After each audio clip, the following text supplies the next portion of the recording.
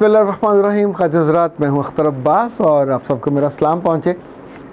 پھولوں کے بارے میں تو ہم سب جانتے ہیں، بڑے سائز کے، چھوٹے سائز کے، خوبصورت، خوش رنگ، خوش ادا، اور دیکھ کے دل خوش ہو جاتا ہے. پر اللہ کی اسی دنیا میں کانٹے بھی بڑے رنگ رنگ کے ہیں، چھوٹے کانٹے، بڑے کانٹے، بالکل وہ سول اور ترسول جیسے کانٹے، چبھنے والے اور چھپے ہوئے چھوٹے چھوٹے جیسے چھلتیں ہوتی ہیں. بعض پھولوں کے ساتھ ہوتے ہیں، بعض درختوں کے ساتھ ہوتے ہیں. انسانی زندگی میں بھی آپ کو کانٹے ملتے ہیں. بعض کانٹے دیہاتوں میں ہوتے ہیں، بعض کانٹے شہروں میں ہوتے ہیں. پر یہ جو کانٹے دار جھاڑیاں ہیں، اگر کسی عورت کی شخصیت میں ہوں یا کسی مرد کی شخصیت میں ہوں، اس کے ساتھ رہنے والوں کی جو زندگی عذاب ہوتی ہے، توبہ توبہ استغفر اللہ. یعنی آپ اس درد کا، اس شدت کا، اس عذاب کا اندازہ نہیں کر سکتے. کتنی دفعہ ایسی بچیاں لٹرلی ان کا رونا نہیں چپ ہوتا. وہ کہتی ہیں 6 7 ایک تو 12 سال شادی ہو گئی. تو اس نے کہا 12 سال میں صرف میں نے ایک کام کیا ہے، معافیاں مانگی ہیں. تو میں نے کہا بیٹا کس بات پہ معافیاں؟ انہوں نے کہا جی یہ نہیں پتہ ہوتا کہ کس بات پہ. میرا میاں آتا ہے کمرے میں، آ کے دھاڑتا ہے، غصے سے بدتمیزی کرتا ہے، کبھی میرے بالوں کو پکڑ کے گھسیٹتا ہے، کبھی مجھے آ کے جانوروں کی طرح کو مارے گا اور کہے گا چلو میری ماں کے پاس نیچے کمرے میں میری ماں ناراض بیٹھی ہوئی ہے اور اس سے معافی مانگو. شروع میں اس خاتون نے 2 4 دفعہ پوچھا کہ میں کس بات کی معافی مانگوں. اس نے کہا یہ نہیں مجھے پتا، ماں ناراض ہے، اب تم مجھ سے معافی مانگو ہی مانگو.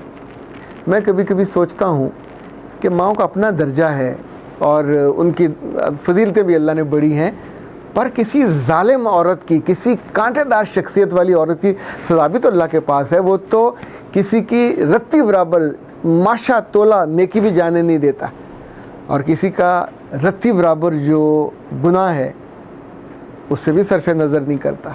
خود قرآن پاک میں اللہ نے کہا کہ ذرا ذرا سی تمہاری جو نیکی اس کا بدلہ بھی دوں گا جو ذرا سی گناہ ہے.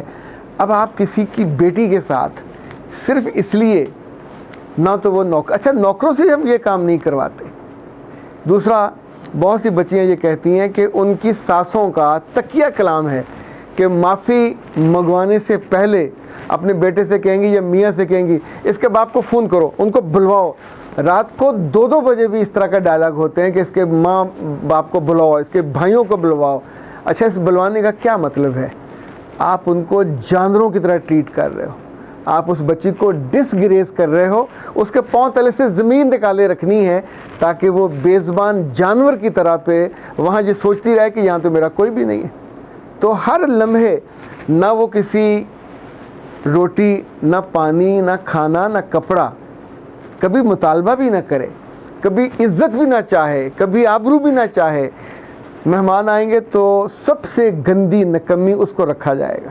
کسی جگہ جانا ہوگا سب چلے جائیں گے، اس کو نہیں لے کے جائیں گے. یہ جو طرز عمل ہے بہت ہی گھٹیا طرز عمل ہے. مردوں میں بہت کم ہوتا ہے، عورتوں میں بہت زیادہ ہے. اور جتنی خواتین مجھے سنتی ہیں، مجھے اگر اللہ کے گھر پہ آس ہے تو وہ یہ کہ آنے والے 10 برسوں میں، 20 برسوں میں جب برائی اور بڑھ جائے گی، جب بری عادتیں اور زیادہ ہو جائیں گی، دنیا میں کبھی بھی برائی ختم نہیں ہونی.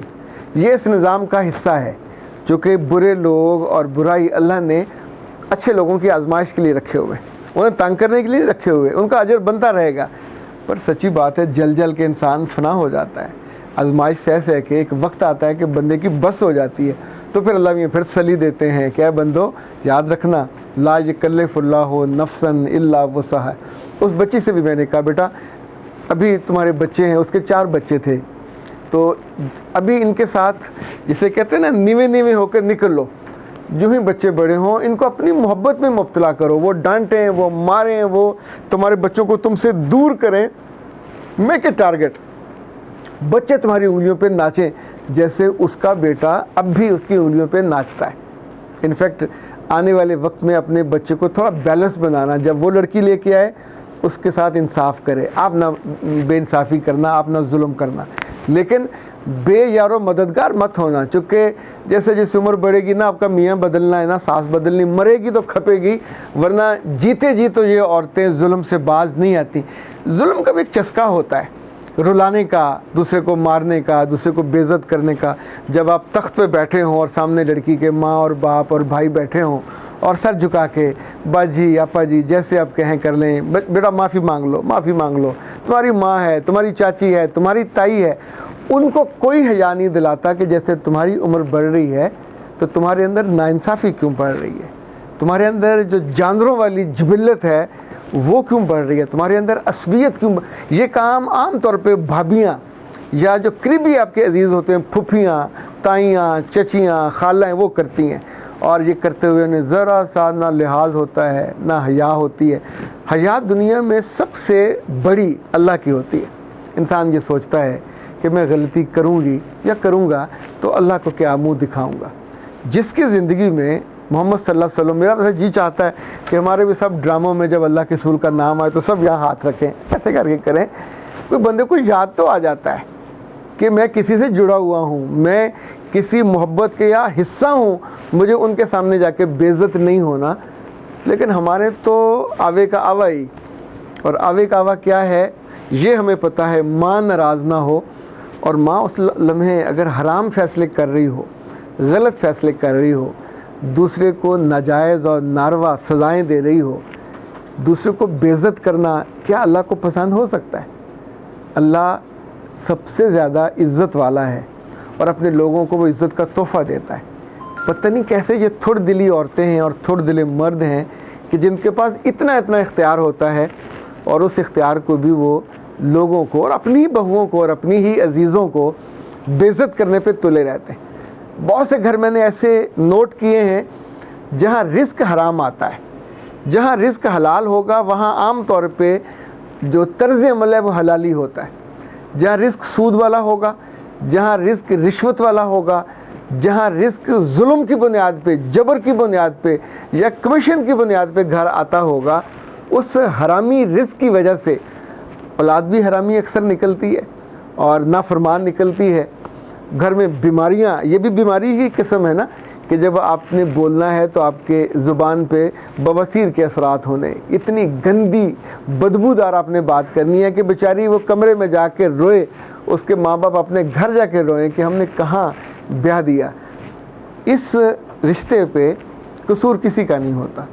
انفیکٹ جب رشتہ کیا ہوتا ہے تو عورت اس وقت ایک لبادہ اوڑھ کے ایک ماں کا یا بہن کا یا خالہ کا یا پھوپھی کا وہ ایک جال سازی کر رہی ہوتی ہے، اور جال سازی سے ہم عام طور پہ سارے مار کھا جاتے ہیں۔ ہمیں اس کے دل میں کیا ہے یہ تو نہیں جانتے ہوتے، اس کے دل میں کتنی مکروہ باتیں ہیں۔ حضرت پچھلے دنوں کسی نے کلپ لگایا، ایک قبر بن رہی تھی، ایک عورت کو وہاں دفنایا جانا تھا، تو ابھی لاش اس کی ڈالی نہیں تھی، توبہ استغفر، اس قبر میں آگ بھڑک اٹھی اور کوئی نہیں جانتا تھا کہ وہ آگ کیوں لگی۔ کیا ایسی آگ ایک تنبیہ ہوتی ہے، ایک وارننگ ہوتی ہے کہ وہ قبر بھی کسی ایسی ظالم عورت کے، کسی ایسے ظالم مرد کے انتظار میں ہے کہ جس نے زندگی بھر اپنے رشتوں کو رلایا، اپنے بچوں کو رلایا، اپنی بیوی کو ستایا، جو جو اس کے آس پاس تھا۔ یعنی ان لوگوں کے بارے میں پھر وہ جو ہمارے پنجابی میں کہا جاتا ہے نا، مر گیا مردود، نہ فاتحہ نہ درود، یعنی یہ اتنا یوں سمجھے نفرت والا جملہ ہے کہ ایسا بندہ یا بندی جب دنیا سے رخصت ہوتا ہے تو ایسے لگتا ہے جیسے دھرتی پہ بوجھ تھا، اور بوجھ ایسا گیا ہے کہ مر گیا مردود۔ تو استغفر اللہ، یہ زبان زد عام جب یہ بات ہو، چونکہ جن عورتوں کے سامنے یہ ہوتا ہے، جن رشتوں کے سامنے ہوتا ہے، کاش ایسی عورتیں ہمارے زندگی میں نہ آیا کریں، ہم ان کا ذکر بھی ہم کو نہ کرنا پڑے، ان کو دیکھنا بھی ہم کو نہ نصیب ہو، پر کیا کریں، ہر تیسرے چوتھے گھر میں ایسی کوئی نہ کوئی عورت ہوتی ہے۔ اور ایسی عورتوں کے بیٹوں جن کی آنکھوں پہ کھوپے ہیں بیلوں کے اور گدھوں کے اور جس جانور کو بھی کھوپے لگائے جاتے ہیں، اللہ تم کو عقل دے۔ اب تمہاری اولاد ہے، تمہاری بیویاں ہیں، تم ان کے ذمہ دار ہو، وہ تمہاری رعیت ہے۔ جانور تک کو چھڑی سے نہیں مارنے کا حکم، ڈنڈا آپ کے پاس ہوتا، آپ ان کے کمرے نہیں توڑتے، نہ ہر وقت اپنی بکریوں اور بھیڑوں کو مافیا منگواتے، ان کے رزق کا انتظام کرتے ہیں، ان کو رات کو سنبھالتے ہیں، کتا بلی ان کو نہ پڑ جائے اس سے اس کی حفاظت کرتے ہیں، سردی ان کو نہ لگ جائے اس سے حفاظت کرتے ہیں، ان پہ کپڑے ترپالیں دیتے ہیں۔ بعض تو لوگ ایسے میں نے دیکھے ہیں اپنی بکریوں کو اور بھیڑوں کو اپنے ہی کپڑے جرسیاں انہوں نے پہنائی ہوتی ہیں۔ یہ جو سافٹنس ہے یہ انسانوں کا شرف ہے۔ پر اگر ایسی عورتیں گاؤں میں تو بہت ہوتی ہیں. انہیں بھینسوں کا خیال ہے کہ یہ بھینس بچہ دینے والی ہے, ایسے گرمی اور سردی کا خیال کریں گے, سردی میں اس کے اوپر ترپال بوری چادر دیں گے, گرمی میں ان کو سائے میں رکھیں گے.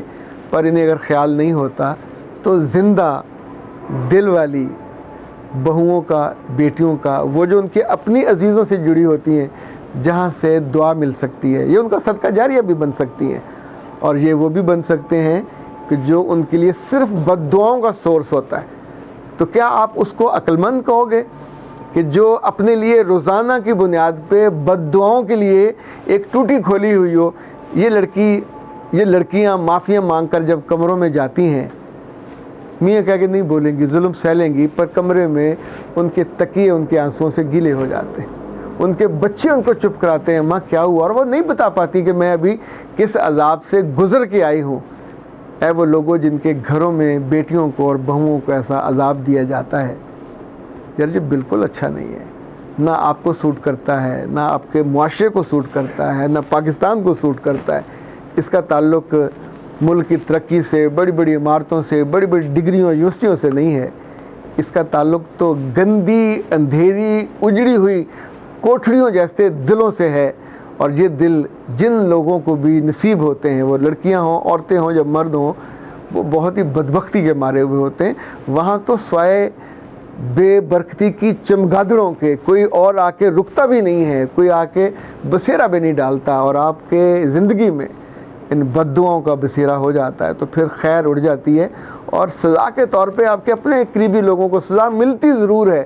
ایسا نہیں ہوتا کہ پھر قدرت آپ کو ساری عمر آپ کی لگام ڈھیلی رکھے اور آپ کو سزا نہ ملے. اختر عباس کو دیجیے اجازت. السلام علیکم.